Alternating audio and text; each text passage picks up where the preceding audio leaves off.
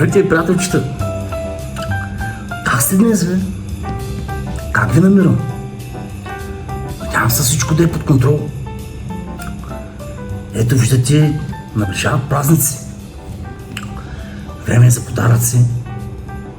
Време е да прекараме с близките си. И да посрещнем новата година, която вече с еврото, нали, евро, надявам се да е по-успешна. Живота да стане малко по-лесен.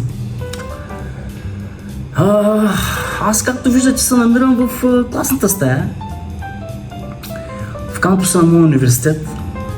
Днес съм на лекции. В обедна почивка сме, обаче колегите, те големи пушачи, големи кафеджи, всички излязаха вънка да пушат и да пият кафета.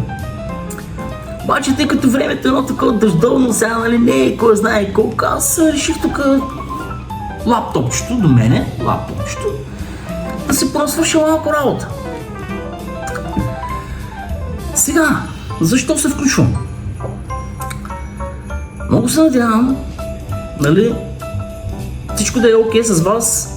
Предстоят празници, ще трябва да се купуват подаръци. Приятели, не си харчете парите за глупости. Не купувайте нелепи подаръци. Подаръка е вид послание. Ако уважавате човека, обичате го и този човек за вас означава нещо, купете му нещо полезно, което ще му остави спомен и ще го помни дълго време. Аз, например, както знаете, обичам да получавам подаръци книги. Обичам да подарявам книги. Ето, например, в една от моите любими книжки, Малкия Мук, има един разказ, който се казва Студеното сърце.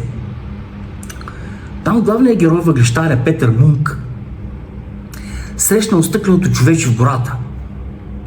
Магьосник, малък един такъв стъклен, който изпълнявал желание само на тези хора, които са били родени в неделя.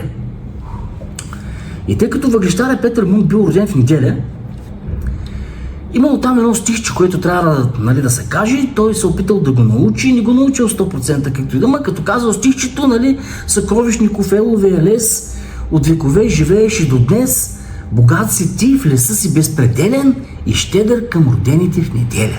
Това стихчето. Той го казал тъй долу-горе и човечето се появило. Поръчал се той Петър Мунк 3 желания, обаче те естествено били да имал пари като еди кой си, да може да танцува като еди кой си, да имал работилница. И човечето много се е досало. Вече като чуло и третото желание, избухнало. Глупак! Какви са те прости, тъпи, нелепи желания? Ум и разум си пожелай! Като желание, ум и разум ти трябва на тебе, глупако! Та, и моята мисъл, когато купувате подаръци, мислете, ум и разум. А ум и разум човек може да придобие, ум, разум и знание и в такива помещения. В учебни стаи, на училище, на техникум, на гимназия, на колеж, на университет. Ум и разум човек може да придобие от умни приятели, но най-вече от книги. От книгите. Приятели, четете книжки. За да може сега, нали, като почнем от 1 януари с еврото, нали, да знаем как да го използваме, но и най-вече как да го печелим. По-важното е не с какви пари оперира един човек, а как да ги печели. И затова трябва ум и разум.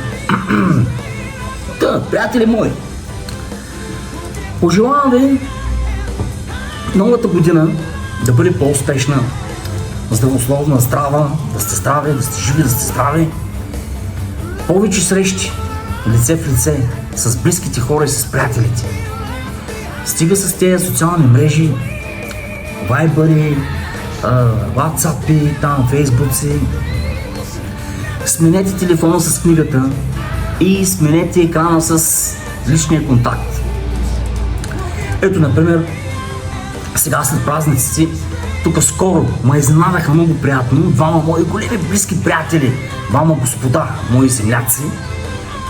Звъннаха ми по телефона и след много година ги поканех да дойдат да ми гостуват.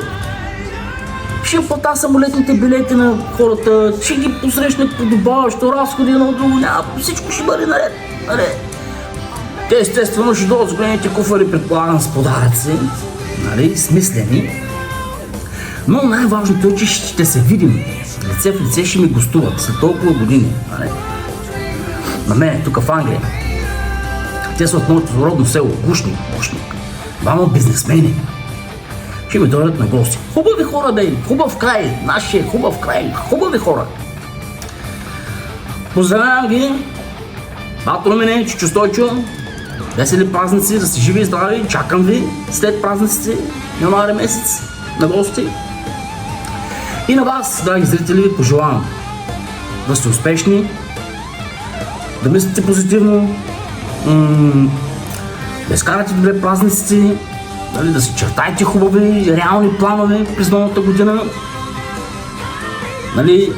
И надявам се с повечето от вас, колкото е възможно, да се виждаме физически по-често, не само да се комуникираме така чрез социалните мрежи. И пак да напомням, хубави подаръци. Купете книга на човека, който уважавате, обичате. Купете му билет за театрална постановка. Купете му билет за екскурзия, за преживяване, хубаво приключение, по възможност, заедно, на което да може да отидете да разглеждате хубави места, да се направите снимки за спомен. Хубави подаръци, хубави. Пожелавам ви го от сърце и вие да получите хубави подаръци. Ум и разум, живи и здрави, весели празници, щастлива нова година и до скоро! 1 лев равен на 0,51 евроцента. Животът става от хубав по-хубав, от лесен по-лесен.